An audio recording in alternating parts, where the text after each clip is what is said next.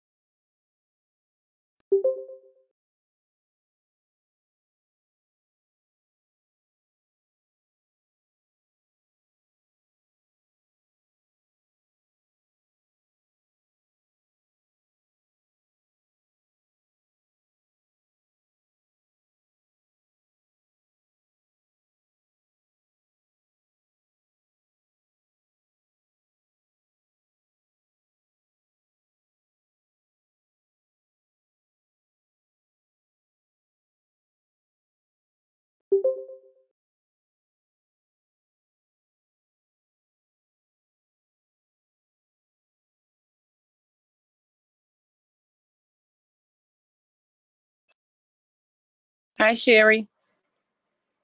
Hi, Regina. If indeed that was Regina. That's It is. me. Hi. Hi.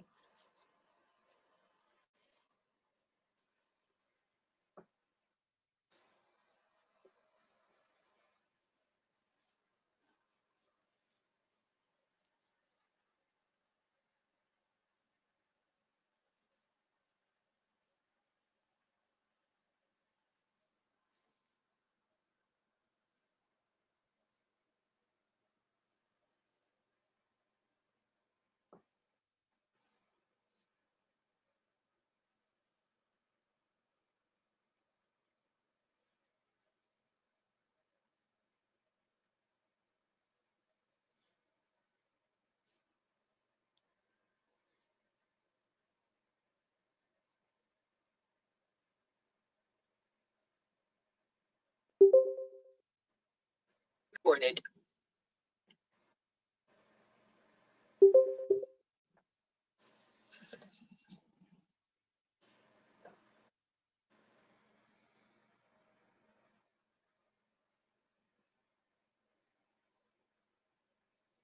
Hello.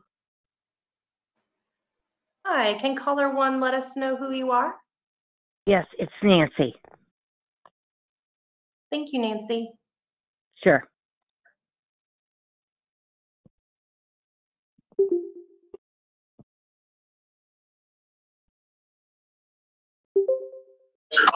Good evening. This is Paul Martin. Hi, Paul. Hello. Hey, Paul.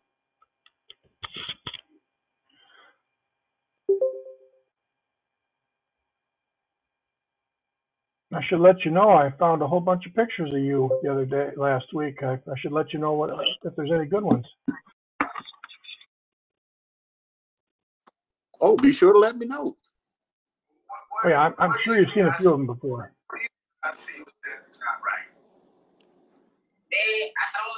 I might have.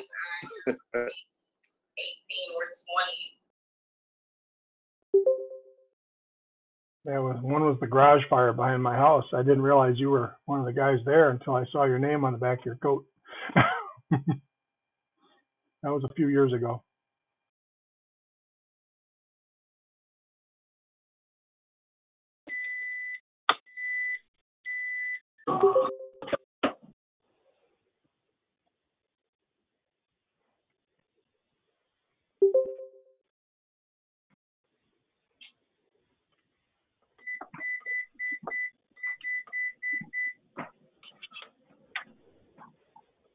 Hey, Lori, can you get any bigger coffee mug than that, or is that the biggest one they make? Well, it's actually tea now, tea and honey, but I always try to get the biggest coffee cups I can. Yeah, it's after 5. It's tea now. Okay. It is tea.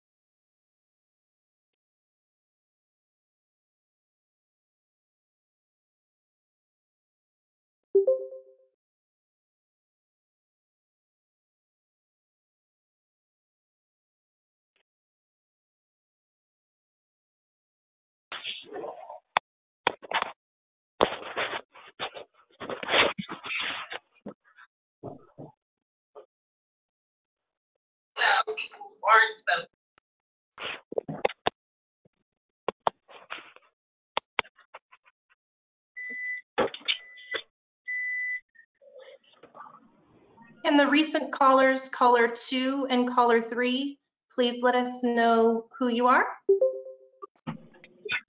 Pam, my truck.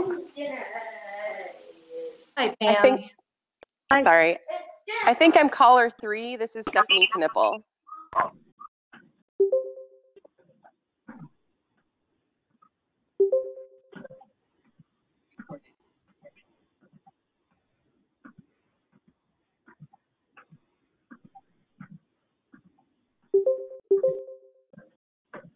Hello? Hello. Hello, this is Sherry Pounds. Canınızı seviyorsanız dediğimizi yapasınız. Birinin gözyaşına bakılmayacak. İyi. Gelin alır. Anneme aslan. Oğlum kız. Siz. If everyone can please mute your phones, that will make it easier for us to hear once presentations begin. Thank you.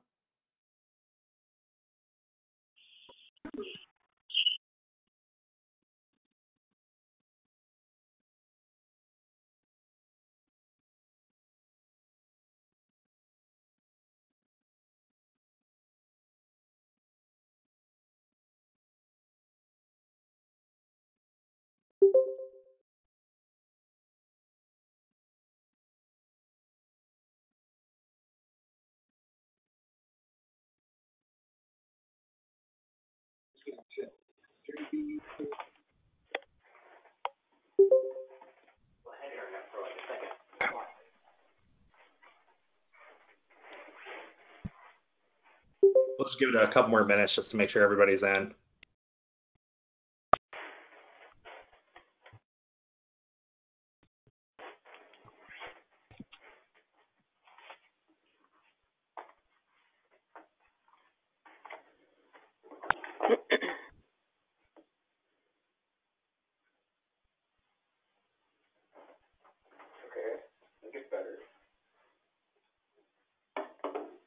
Again, even if those of you who are calling in, if you are able to mute your phone, we'll make it a little easier to hear as we move forward.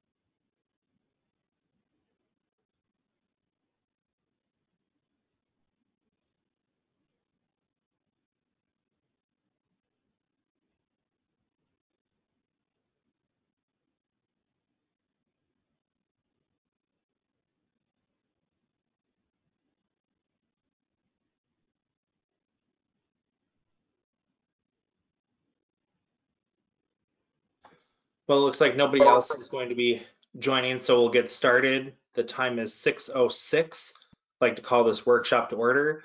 And to begin, I'd just like to welcome and thank all of you for being here tonight.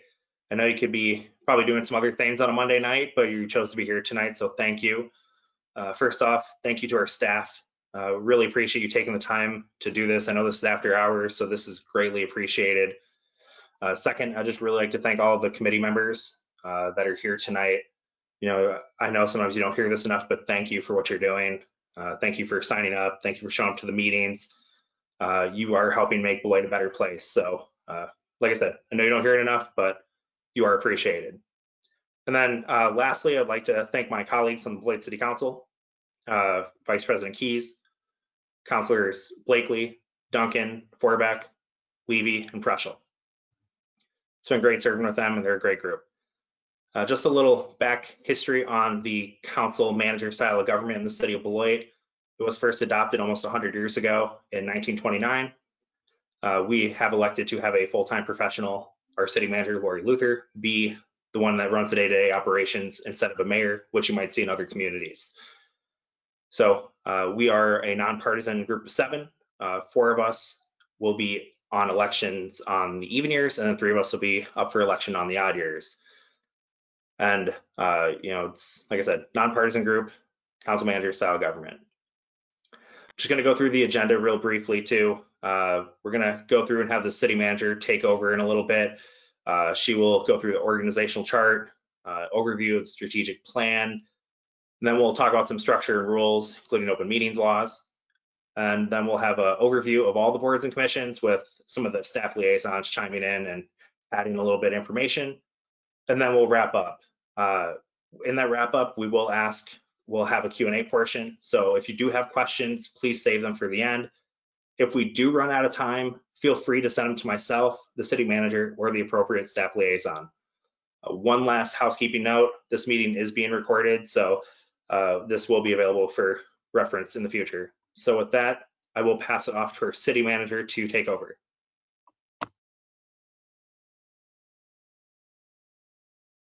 Thank you very much. To the best of my knowledge, this is the first time that this type of joint meeting of all boards, committees, and commissions has been held. And this is really at the invitation of the council president, who thought it would be a great idea, and I wholeheartedly agree and support, that we start to have an annual orientation, if you will, and a meeting of all. And perhaps one of the silver linings of COVID-19 is that it is now possible to do this in a virtual setting. We can accommodate as many people as wish to participate. We're also able to record and, pardon me, be able to watch the presentation again, or those who are not able to join us this evening are able to watch at a later date. So thank you for coming. Thank you for your time. We are going to make every effort to cover a great deal of material in about an hour. And that's an aggressive timeline, but we will do our best. As the council president stated, here on the screen, for those who are here and are able to view the screen, is an organizational chart. For those that have called in, I will let you know that all of the information we'll be referencing that is on the screen is readily available directly on the city's website or at other locations that are publicly accessible. Then I'll be pointing those out as we go along. But this first overall organizational chart demonstrates that everything that we do first rests with the residents of this community. The city council is ultimately accountable to those residents. The boards, committees, and commissions serve as largely recommending bodies to the council. There are a handful that have separate authority outside the recommendations they make to the council, and we'll touch on those later. The council then hires me to perform the day-to-day administrative functions. And you can see all of the departments that report directly to me. And then there are dotted lines that you also see on this organizational chart. The municipal court is actually a separate entity. The library board statutorily is a separate entity.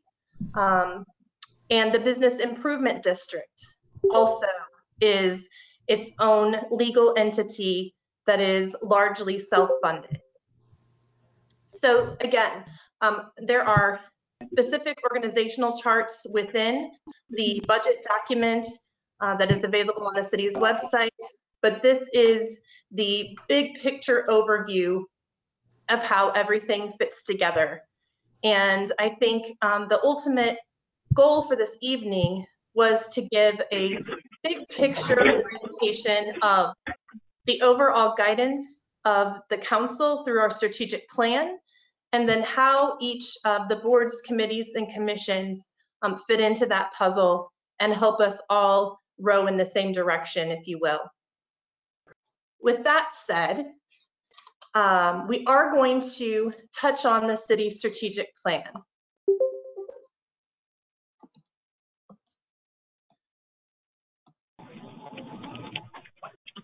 One moment.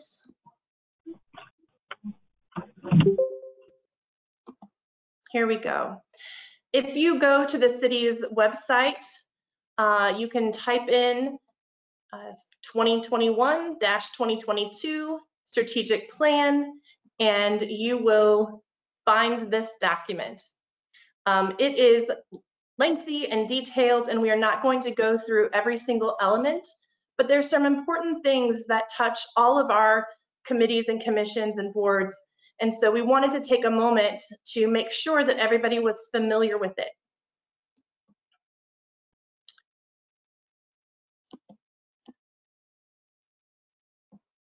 You see here all of the city councilors. Oops, there we go. And the overall mission for the city of Beloit continues to be to provide outstanding public service, period. Really wanting to emphasize the purpose of our existence. And it is to do collectively for our community what individuals cannot do for themselves. With that said, this year is a little bit of an anomaly. Generally, we have a 5-year outlook in our strategic plan with a 2-year implementation timeline. Due to COVID-19 in 2020, I requested that the council hold in our strategic planning efforts because, quite frankly, staff was immersed in dealing with the pandemic and just managing our day-to-day activities without adding any new initiatives. That said, last summer in 2021, the council was able to regroup and collectively came forth with what is now the adopted 2021 to 2022 strategic plan. It is aligned to accompany the adopted 2022 budget. And after the election in April of this year, the process will continue with a workshop in July, followed by revisions, modifications to the satisfaction of the council. They will ultimately adopt a new implementation plan that is intended to be a 2-year cycle from 2022 to 2024. And we will continue to monitor our progress on an annual basis. I want to clarify that this strategic plan is not an operational plan. It is not a collection of all of the work that the city is responsible for. It is intended to highlight the most critical and overarching priorities of the governing body, and frankly, as a reflection of our community. That said, I think it's important to take a moment to talk about the core organizational values. And while some departments, like the police department, have drilled down into their own values to reflect what is in the strategic plan and also be more specific within their role in the strategic plan, this is the baseline or foundation of everything that we do. It also cleverly, if I may say so, spells Beloit, so hopefully everyone can remember what those values are. And having something that is concise, easy to remember is really important for both our staff and for the public at large. We had to take some liberties with the first item in order to come up with that shortened version. And the first is to be safe. So safety is first. We say be safe, quite frankly, so we can spell Beloit. Give us some grace. This works for us. And so that is what we have first. And that is safety for our staff members so that they can then protect the public at large. So to safety, not only for our employees, but safety for everyone who lives, works, and plays in Beloit. The second item is ethical behavior, that we are committed and dedicated to high ethical and moral standards, being uncompromisingly honest, and always doing what we say we're going to do. That is what we strive for as an underlying organizational value. Next is leadership, and that is leadership at all levels throughout the organization with an emphasis on continuous improvement. These values are all internally focused because this is how our staff is able to, or the way in which they are behaving on a daily basis. This is our expectation, and it's how they're able to achieve what we want to see. But it's important for our council and our committees and boards and commissions to understand that these are the underlying foundational expectations that we hold for ourselves. The next item is a little bit repetitive, but we really thought that it was important to emphasize. Again, outstanding public service, being committed to providing the service to our diverse public and to our internal customers as well. And I is inclusion. For those of you who have participated in the city's strategic planning process, you know that inclusion of diverse people and ideas in creating a sense of belonging is incredibly important to the city of Beloit. And respecting those contributions, seeking out others' opinions, talents, and needs. And we'll talk about this a little bit more in just a moment. And finally, we have T for teamwork, to creatively solve problems, because most of the really critical work that we all do is work that is required to receive input from a diverse group of individuals, be those employees, be those volunteer members of committees, elected officials, and the like. Now, with that said, there are two strategic frameworks that we touch on in our values, but during our last strategic planning process, we determined that we really wanted to call out specifically two areas that are fundamentally what's referred to as a framework or lens through which we are attempting to view everything we do. Now, please understand that this is a constant work in progress, and with continuous improvement, I do not believe that an organization or a committee or a group can check a box and say, voila, we have arrived.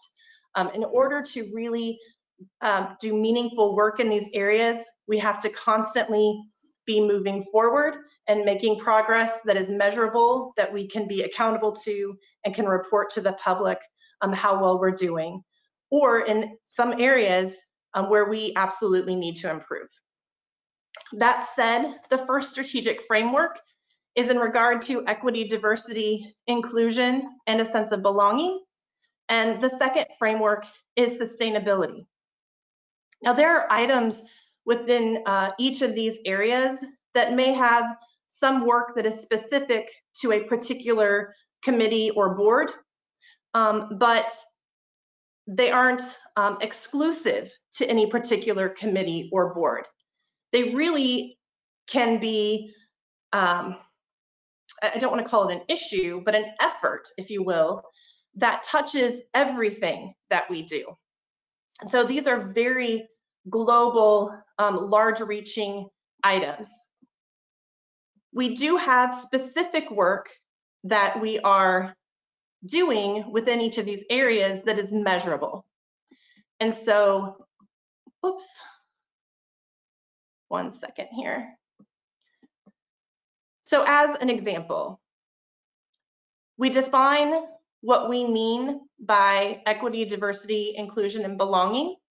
And then as you go deeper into our document, you can see some specific goals and measurables that are tied to this.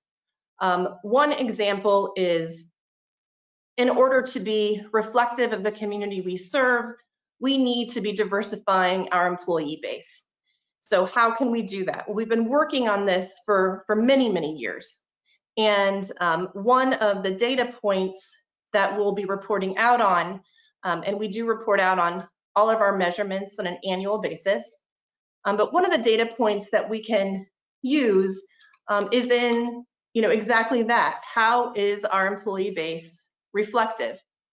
And then drilling down into particular departments, and quite frankly, we've focused on the police department very heavily because it's critically important. It's critically important in all of our departments and all of our positions. But that is an area where we have a high level of turnover and thought that we could see measurable progress in a quick fashion. And indeed we have. So in January of 2019, just as an example, 81% of our workforce was in the police department was Caucasian, 8% was African American, 8% was Hispanic or Latinx, 3% other, and 89% was male, 11% female. Fast forward to January of 2022, we now have 72% Caucasian, 15% African American, 10% Hispanic or Latinx, and 3% other. We've increased from 11% female to 13% female. Are we where we need to be? No. Have we made progress that is measurable? Yes, we have. And so that is just an example of how we can drill into some of these ideas that may seem very big and very difficult to attain, but make real progress and demonstrate that something either is working or isn't working. And I just want you to know I'm not afraid of bad data, or there's no such thing necessarily as bad data. We can't fix what we don't know. So we have to measure in order to demonstrate improvement. So when we get into the topic of sustainability, there is a lot that we don't know. We have a definition here of sustainability that I would point out to all of you. It is a three-pillared approach, which is a national norm on sustainability efforts. It's environmental sustainability, economic sustainability, and social sustainability. And this is an area where we are doing a great deal of data collection in 2022 in order to create a baseline that we can measure against moving forward. We could begin a lot of efforts simultaneously, but our intention is to be very strategic and methodical about what we are focused on so that we can demonstrate whether what we're doing has a tangible and meaningful difference moving forward.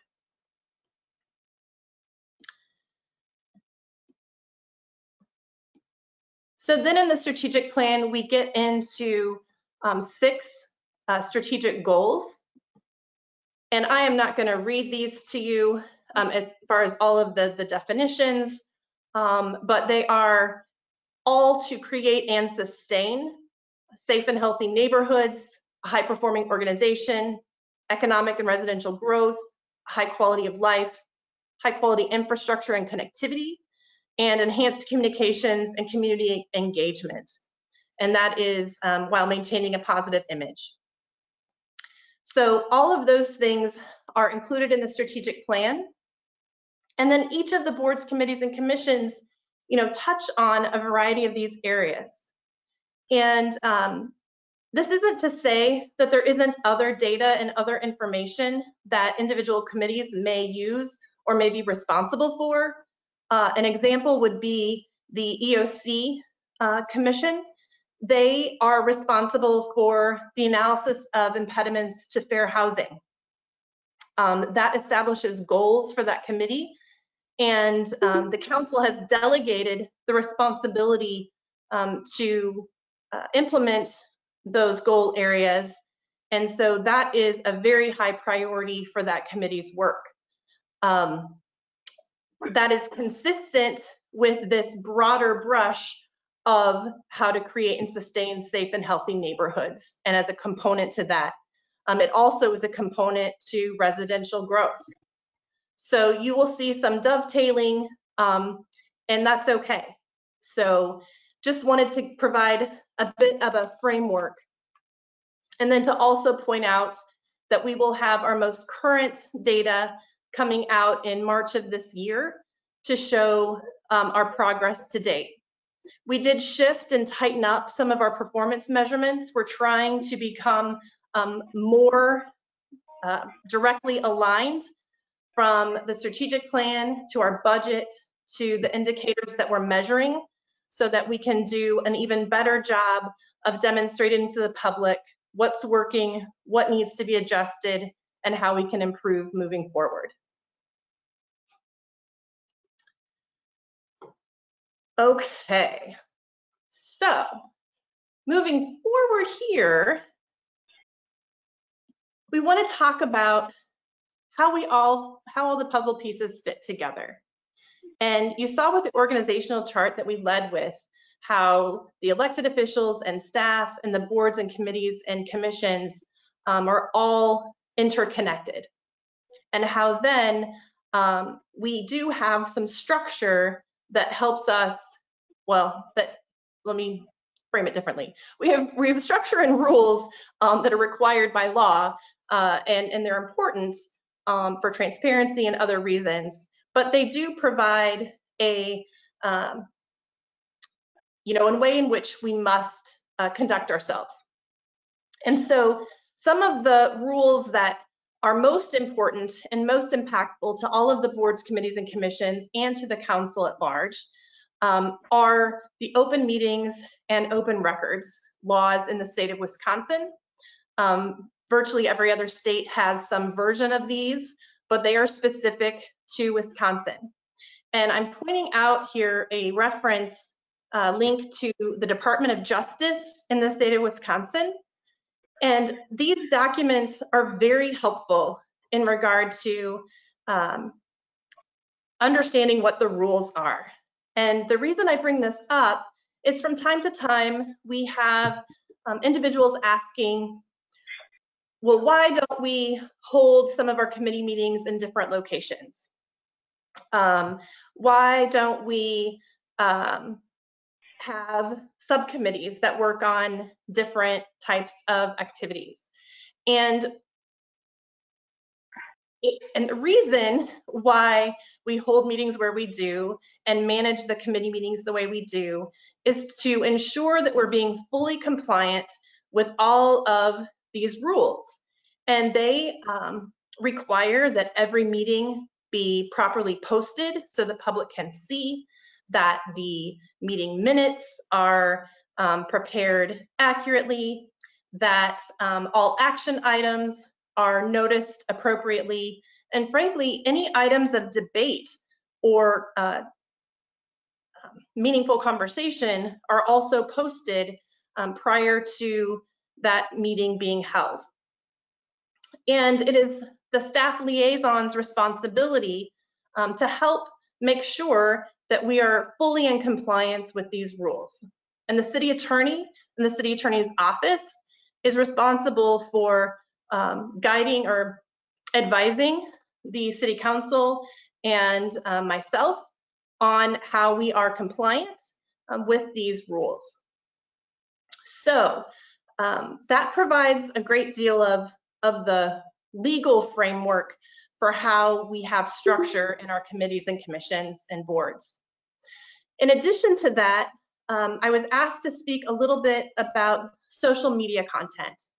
And we fully understand that individuals have a right to free speech, but want to make sure that everyone understands that at times, most all of our boards, committees, and commissions are serving either as a quasi-judicial body, in meaning that they may be taking responsibility of acting like a judge and making decisions. Even if they're not acting as a quasi-judicial body, they are governmental bodies due to their relationship with the city council and our local government. And so I would just caution everyone, if you are making comments on social media, that you exercise caution because the expectation is that all units of local government will be fair and impartial and allow both sides to be presented before a decision is made. So just keep in mind as issues arise, and we know that social media is ever pervasive in our daily lives, that we want to exhibit our wholehearted commitment to being fair and impartial. If in doubt, please contact your staff liaison, and we can help provide what advice is available or on specific issues where litigation may be anticipated or may actually be in process. Then you'll be receiving some specific instructions from the city attorney's office. I think in the chat is the link to this particular document, and we can certainly send these out at a later date too. Okay, with that, there is a wonderful document that Pam Lathrop created on the city's website. And if you are on the home page of the city's website, you can just click under how to, and this is how to apply for a committee. And it brings you to this summary of all boards, committees, commissions, and other bodies. And this document, page document, serves as a summary of each of the boards, commissions, and say it 3 times fast with me, the boards, commissions, and committees that the city has. There are many of them. And I want to take a second to talk about what is sometimes referred to as the Big Five. And the reason for that is because 5 of these boards, committees, and commissions have special statutory authority exclusive of the city council. Those include the, I knew I would do this, so I'm going to rely on folks to help me with this one if I miss one. The library board is one that has its own statutory authority. The council funds the library and approves the budget, but their board serves autonomously from the city council. In addition to the library, there is the Board of Appeals. They act on variances to zoning and floodplain ordinances, etc. There is the Board of Review that set the tax assessment role and hear property valuations and disputes. There is the Community Development Authority. They plan and implement economic redevelopment and housing initiatives and oversee the Public Housing Authority. And the 5th, did I already do the 5th? No, you didn't do the 5th yet. Okay, thank you, Terry. I appreciate that very much. Now somebody help me because, oh, Police and Fire Commission, there we go. Thank you very much. Police and Fire Commission is the fifth that we have that has separate statutory authority. So as I'm sure you all know, they actually have the authority to hire and fire the police and fire chiefs, and they oversee or can review charges against or provide discipline in that area. So they have some specific statutory authority. The only one in addition to that that has different authority is the Business Improvement District and the downtown, known as the Downtown Beloit Association. They are self-taxed and largely self-funded, although the city does support them. And so they have separate authority as well. However, all of these are all public bodies and have to comply with all of the same open meetings and open records laws. So there is a difference between some of the committees and others, but all of the other boards, committees, and commissions do serve as a recommending body to the council or have been delegated authority specifically from the council. So another example of that would be with the EOC, if I can use them again. They have been delegated authority from the council to address fair housing issues. So that is another key priority there. I'm going to quickly go through each of these because not all of you know one another and may not be aware of all of the different kinds of things the city is ultimately responsible for. It is quite an array of different subject areas. So the Alcohol Beverage License Control and Advisory Committee, the staff liaison to this group is now Lisa Mianecki. She works in the City Clerk Treasurer's office, and this is the organization that's responsible for liquor licensing in a nutshell. The Appointment Review Committee, the staff liaison for appointment review is Pam Lathrop, and we are going to be providing some support from the Clerk Treasurer's office as well with Omar Sheikh. And they recommend to the City Council the nominees for vacancies on all of the boards, committees, and commissions. The Board of Appeals, the staff liaison to the Board of Appeals is Drew Pennington, and they work on the variances to zoning and floodplain ordinances and any administrative decisions enforcing our zoning code. The Board of Ethics meets annually to organize itself and then only as needed to hear any charges about the conduct of public employees and recommends any local ethics code amendments. And their staff liaison is City Attorney Beth Krieger. The Board of Review is the staff liaison is our City Clerk Treasurer, Marcy Granger. And again, they set the tax assessment roll and hear property valuation disputes. Our Business Improvement District, the staff liaison is Shauna Elamine. They implement the operating plan for the development, redevelopment, maintenance, operation, and promotion of downtown businesses. The Community Development Authority, staff liaison is Julie Christensen. They plan and implement economic redevelopment and housing initiatives, again, and oversee public housing. The Equal Opportunities Commission.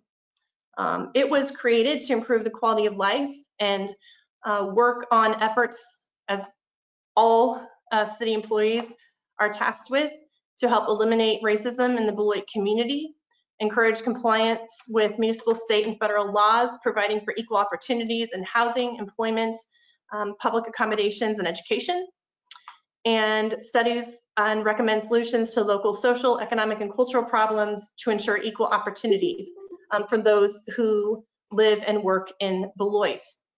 It's not listed here, but again, their role in fair housing and the analysis of impediments to fair housing is also a core responsibility for this group.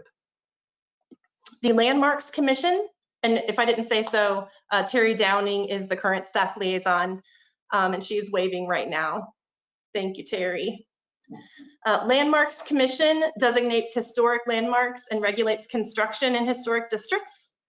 Hillary Rodham is the staff liaison. If she can wave, that would be great. Municipal Golf Committee, they review operations, maintenance of the golf course and make some recommendations on the operations. And Mark Young is our staff liaison. The Municipal Library Board, again, they're a statutory authority that set library policies, monitor its finances.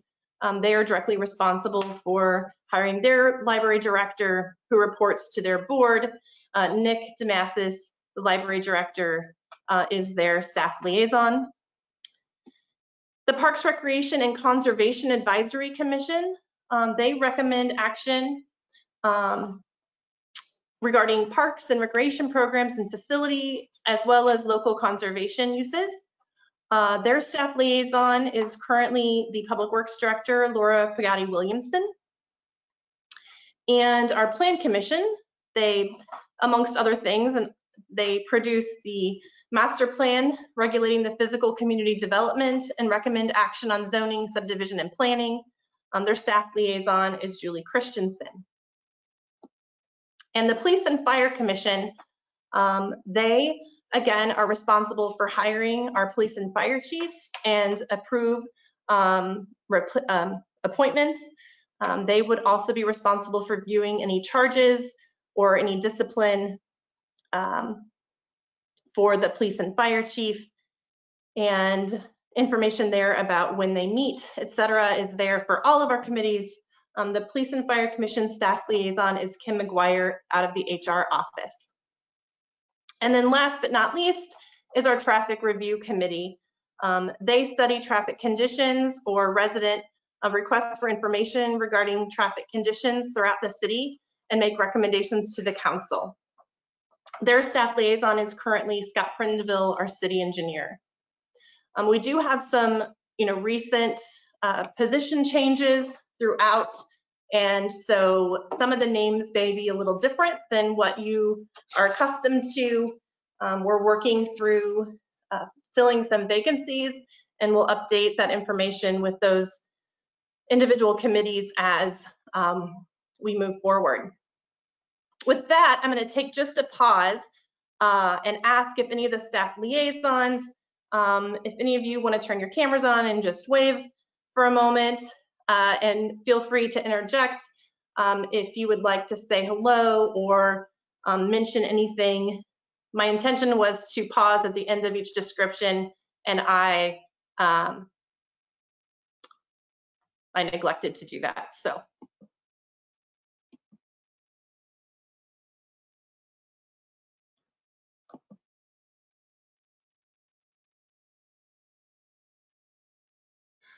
All right, there's a question about the org chart, so I'm going to go back to that for a second. There's a question about why there isn't a direct line from the city council to the city manager. That is highly likely just a formatting issue. It is absolutely clear by our ordinance and by state statute that I report directly to the city council, all 7 of them, and I serve at the pleasure of the city council. So I am quite certain that any modification from past documents is just a formatting, not a substance. There's no change, and there's a great deal of legal. I'm losing my words at the moment, pardon me. But the city's ordinance and whatnot, and the state statute clarify that reporting relationship. So there's no intention to make that appear different. Certainly we can add a hard line there too. There's also no direct line between me and the residents, but I feel very strongly that even though I am formally appointed by the city council, I also serve the residents of this community where I also live. So although there's not a direct line there, that's also how I view my service to Beloit. Okay. All righty.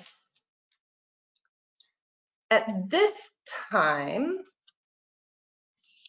I think I'm going to take a moment and go back to the council president in just a moment and ask for some final thoughts from him. I hope that this has been a useful use of your time. It occurred to us that the council spends a great deal of time working on the strategic plan, and staff spends a great deal of time working towards our specific tasks that are tied to that plan and the performance measurements. We report out all of that data. It's included in our budget and it's included in many documents. But I will take responsibility for the fact that we have not always communicated as clearly as we can to all of the volunteer members of committees where they fit in that big picture and how this is all interrelated. And there was a question about sustainability, and yes, sustainability has part of its responsibility within the Parks, Recreation, Forestry, and Conservation Commission, but it's not exclusive to that committee. That is where most of, well, I say most of, a great deal of sustainability work does happen in that area, but it also happens in every other functional department that the city has. And so just like the concept and framework of diversity, equity, inclusion, and sense of belonging isn't owned by one department or one committee, there are certain aspects of our efforts in those broader areas that will be managed by different committees and different groups. I hope that wasn't an evasive answer. It's more of a yes and answer. Yes, many of the things are going to touch that committee or that commission, and certainly the conservation, many of the conservation issues are related to environmental sustainability. But as we look at the three-pronged approach to sustainability, there may be things that are related to our work plan. They're going to touch other committees as well. I'm going to hand it over to the council president, and then I think we will have a few minutes for more questions that you are more than welcome to put into the chat box. And we will attempt to answer those. But I think this is a good opportunity, one, for everyone to kind of see other faces of volunteers that are working on other committees that you may not be familiar with, and to know, and at least it's uplifting to me, certainly, when it's been a challenging time, that we have so many dedicated people who are working collectively to help make Beloit a better place. And there, whew, plugged in just in time. The last thing I wanted to add on that note is when we look at our strategic plan and our performance outcomes that we'll be reporting on in March, some of the data we'll be reporting is going to be first year baseline data, collecting information in a way that we haven't in the past.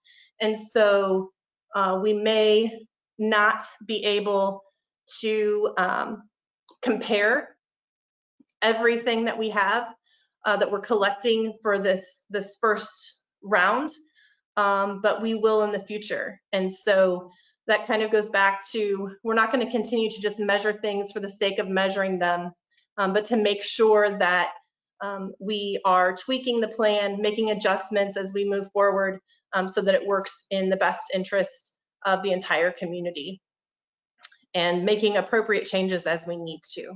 So I'm going to hand it back over to the council president, and thank you again so much for your time and attention. Thank you, City Manager Luther, and thank you to everybody who attended.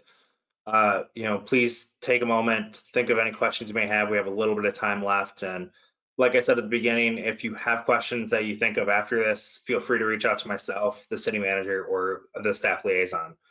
We want to make sure that we have a good, clear line of communication into 2022. We all want to make sure that Beloit's a better place to live, work, and play. And everybody that's here definitely does agree with that. I just want to let people know that, we have a lot of committee openings left, and those of you that are on committees, you probably know somebody who could get involved. So please go on the City of Beloit website, look at the vacancies on boards and commissions, and bother at least 2 of your friends. Tell them to get on. It's really important. Local government's a group effort. It's not just one person, it's all of us. So please go through your Facebook friends list, your phone contacts, and tell somebody to sign up. We can't have new minds and new people get involved if they don't sign up. So contact everybody. Let's make Beloit a better place, and let's have a good 2022. There was a question that came through in regard to under equity and inclusion, in particular, what about development specifically on the west side? And I know that is something that our economic development director is very interested in and concerned about. And I think that the council keeps top of mind this east-west equity question. And so I think that's a great point, Paul. And I think we really have to continue to realize that geography does play a factor in Beloit. And we need to be thoughtful about that. Let's see. Oh, yes. Couple of items that I forgot to touch on. We get a lot of questions about how items are placed on an agenda. And it is the chair of the committee or the commission who actually is responsible for those agendas. And the staff liaisons do typically put together a recommended agenda for the review of those chairpersons. And the rationale behind that is some things really have to be presented and be moved forward to the council with a recommendation for action. Those are things that we're required to process and move forward. Individual committee members actually do not have independent authority to place items on the agenda. That is the fundamental responsibility of those chairpersons. And so that is really the structure for all of our boards, committees, and commissions. And then the other issue that only happens from time to time is that occasionally there are some, I'll softly call it directives, that are issued from committees to staff that ultimately, staff reports to me and I report to the council. And so we work very hard to all be in coordination with one another, but from time to time we have to, address priorities and just what we are capable of completing. And that actually brings me back to an issue that I had forgotten to touch on earlier. As I was saying, when we report out with our data, not only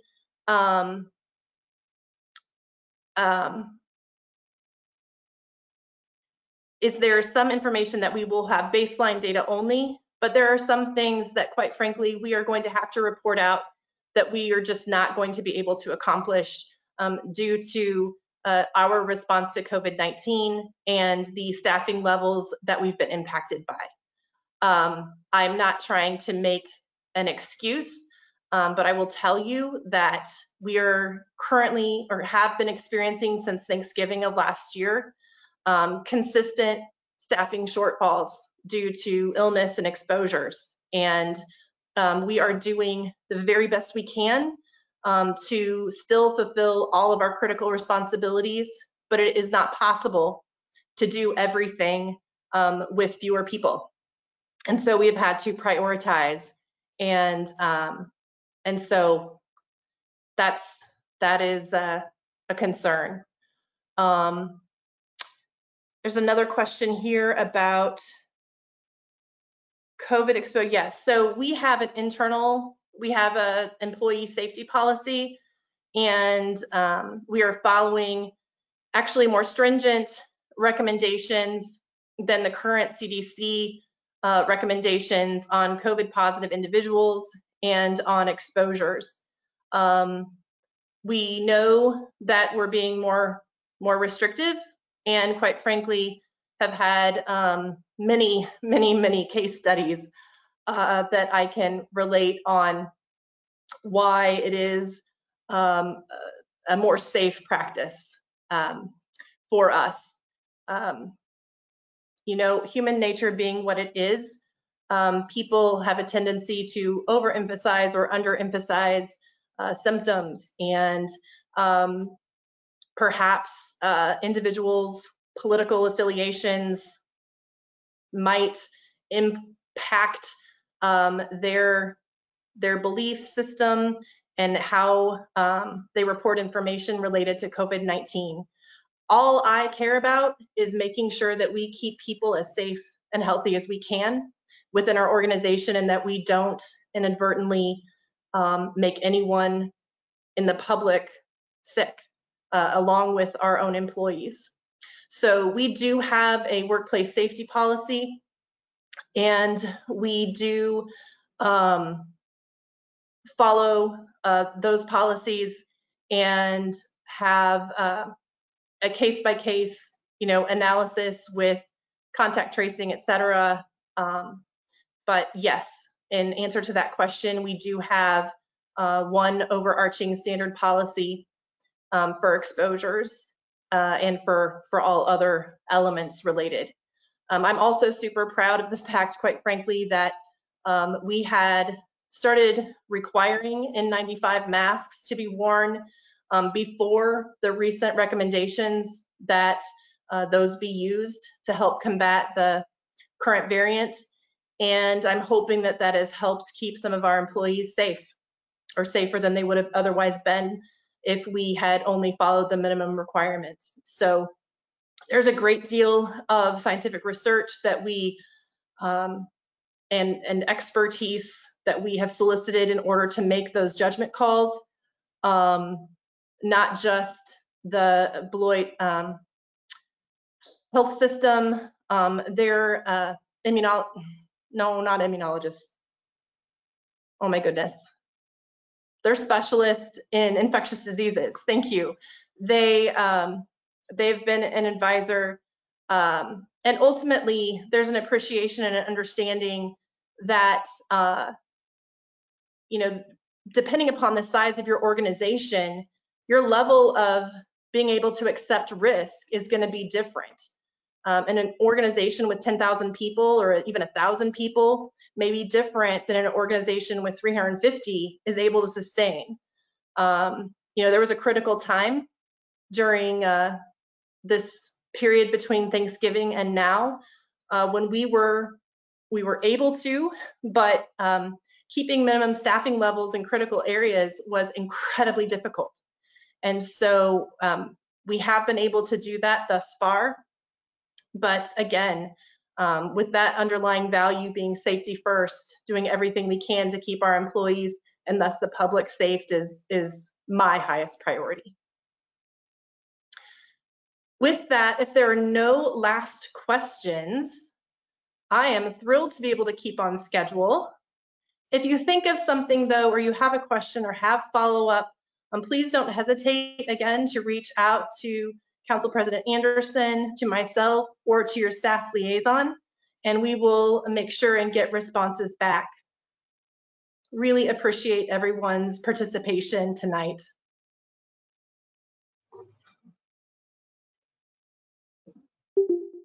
Thank you, Lori. Thank you, everyone. Thanks, Lori. Thanks, everyone, for coming. Thanks, Thank you, everybody. Lori. Thank Have a you. good night. Thank you, Lori. Have a good night. This is Counselor Duncan. Thank you. Have a good night. Thank Good you night. again.